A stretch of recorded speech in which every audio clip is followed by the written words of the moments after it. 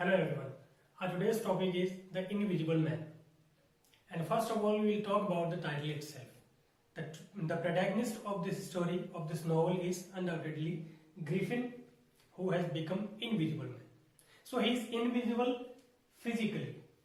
Physically because he has developed, he has discovered certain formula and certain kind of drug, certain kind of potion which could make any human body transparent, invisible. So he continued to do it, and then he did it, and after he became invisible, he just led his further story, further life. But the major thing is he is invisible socially. Socially, in the sense, he restrains always himself from any kind of social contact. He did not have any affinity with his father. He even looted his father. He caused him to commit suicide. He did not have any affinity, have any feeling for his beloved. And when he came to Epping, he did not have any social contact. Whenever anybody wanted to be familiar with him, he always evaded him. Then he minds any kind of intrusion. He does not like anybody to come into his privacy, disturb him in his evil design, in his secret design, secret aim. This is what we have seen when he was in Epping. Whenever Mrs. Hall, anybody, Mr. Hall, Cuss, or anybody wanted to come to him, he minded it. He became furious, he became rather angry. So in the entire novel, we have seen that he did not entertain anybody in his privacy. Next, he remains mysterious and self-contained. When he was researching, when he was discovering, when he was working on his formula, his professor always came to him. The professor was inquisitive. Professor wanted to know, he was eager to know what Griffin was doing.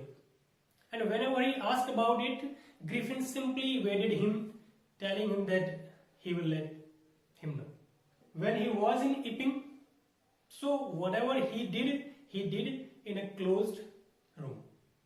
He did not let anybody enter his room, his laboratory. He did not let anybody come to him, disturb him. All the people, they were always suspicious of his activities. They were always, what we can say, inquisitive as to what he was doing, what he can do. People had always many kind of theories. Some people said that he was a necromancer. Other people said that he was just conjuring some spirit. Other people said that he was preparing certain kind of bomb. Other people said this, other people said that. So his actions could not be revealed to anybody. He cherishes self-motivated evil designs. And then he thought about what he could do after becoming invisible. So he had many ideas, but all those ideas, they were evil-some.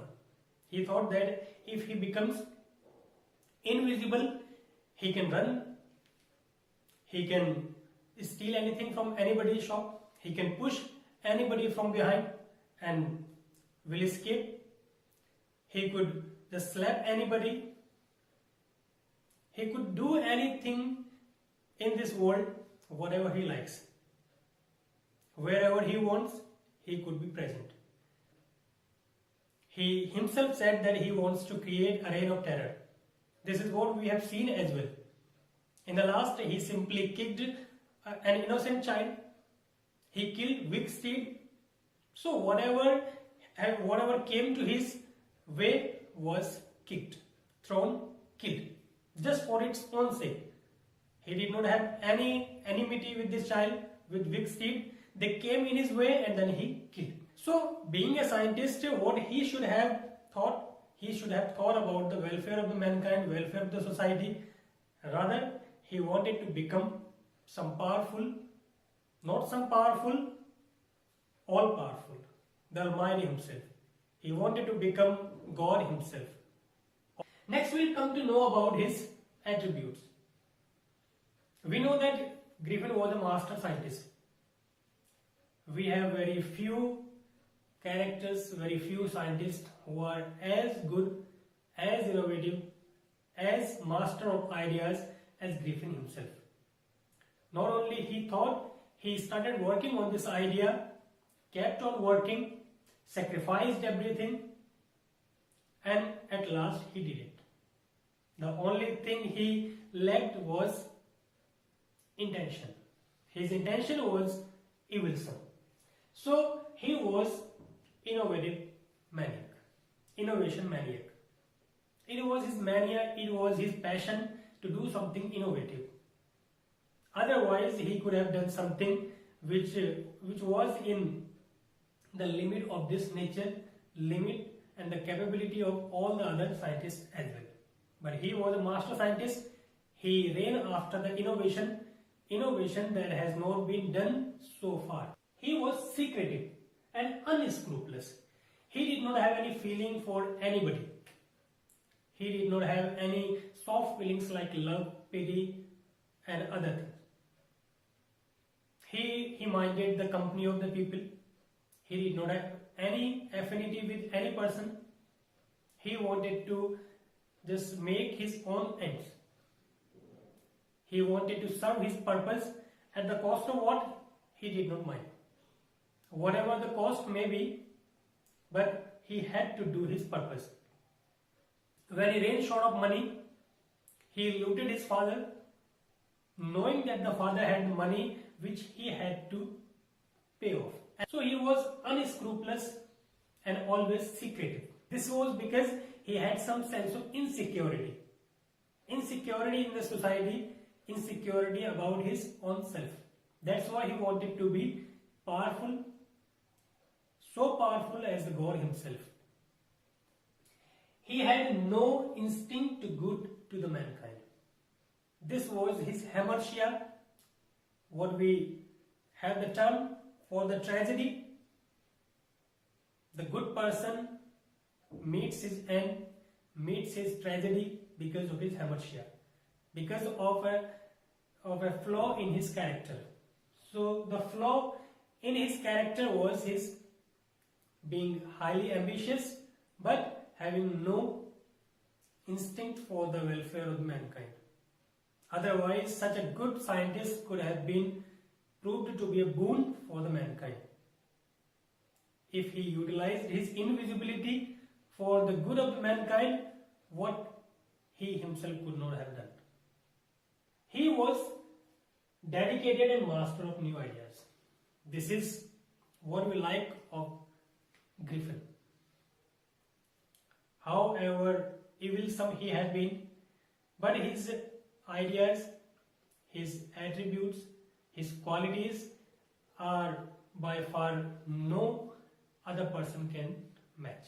Next, the novel raises issues which make us pause, make us reflect, make us review our own doings.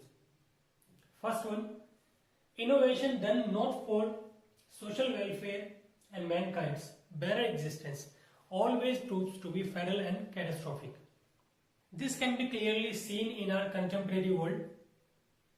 Every country is trying to enhance its powers, to consolidate its defense, and in this way they are developing weapons, modernized weapons like nuclear bombs, the fatal result of which we have seen in Hiroshima and Nagasaki. Still we are going on developing them. This is what? We are creating our own extinction in return. Next point is individual discovery when done in secrecy often causes destruction.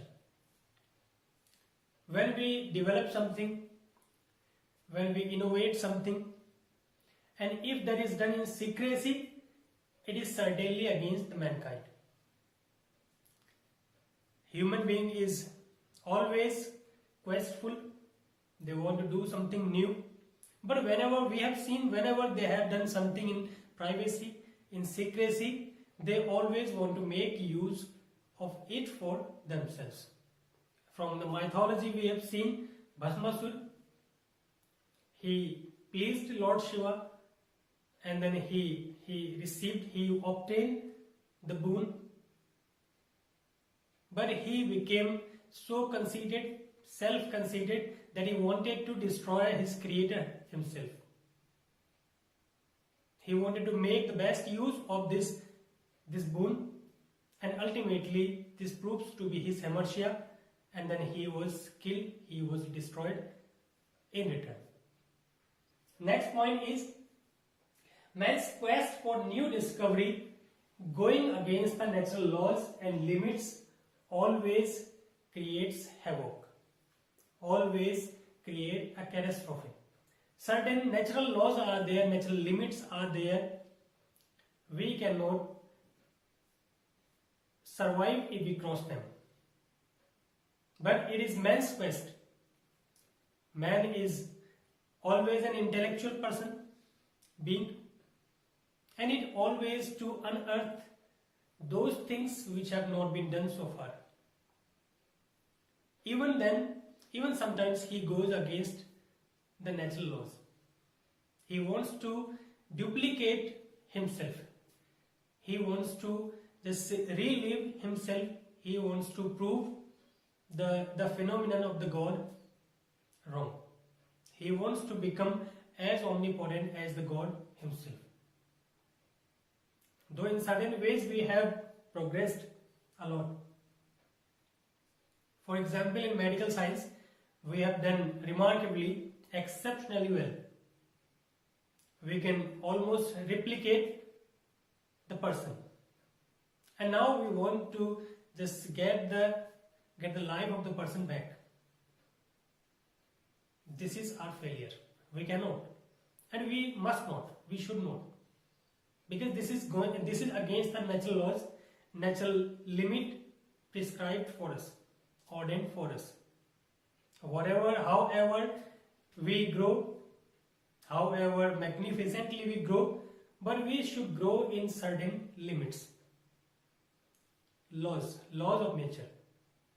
Global warming is the result of this, going against the natural limits, natural laws. So the novel also raises this issue. If any person goes against the nature, against the will of nature, against the limits of nature, against the laws of nature, and he does something, though it is remarkably well, exceptionally well, but in the end it will prove to be catastrophic. Thank you. And as it is a time of preparation for the board exams, so my heartfelt wishes, my heartfelt congratulations to all the examinees. All the best, prepare quite well and score the highest. Thank you. And please don't forget to share this video, subscribe.